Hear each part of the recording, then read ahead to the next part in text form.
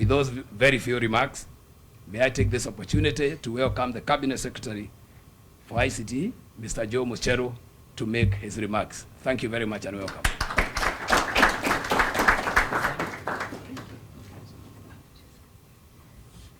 Thank you very much. Good morning, everyone. Patrick, I thought I'd find Mr. Bamba here. Is he around?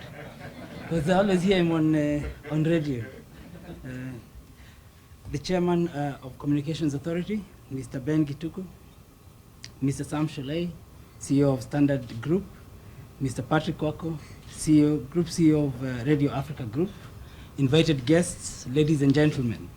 Mine will be a short speech, not very long, but I must say first, the media and the government are working very closely together.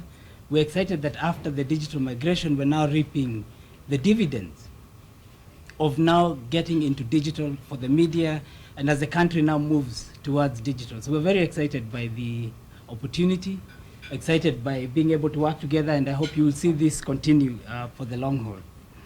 So first, let me take this opportunity to congratulate from the onset the Standard and Radio Africa groups for the significant announcement on the acquisition of 50% stake in the Lancia Digital Broadcasting, a trademark owner of Bamba TV. I have noted that the Standard Group will make an added investment of over 300 million towards attaining this stake. I wish you well and trust that you will continue to deliver on the mandate incumbent upon you and your roles as media houses. The government's position has always been to encourage a free and fair media that drives inclusiveness and cohesion in our society. As a bigger, consolidated media platform, we expect you to drive this agenda in reporting whilst exercising responsible journalism. Let me assure you that the government will continue to put in place a conducive environment that will, through enactment of appropriate policies and regulations that facilitate investment and growth of the media industry in this country.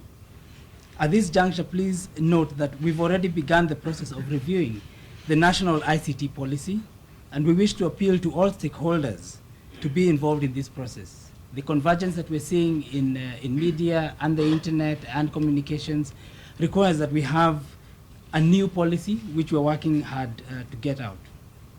As you're aware, the media exists to educate and entertain our public.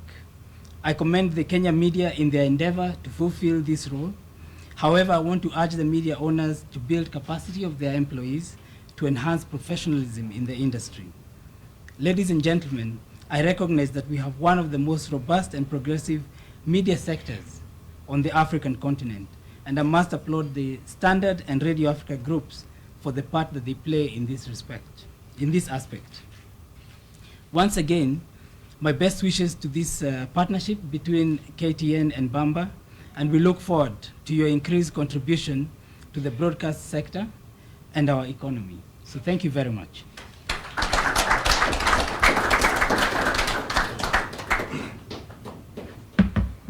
Well, ladies and gentlemen, I'd like to keep my promise. You said it's going to be taught very short and on point.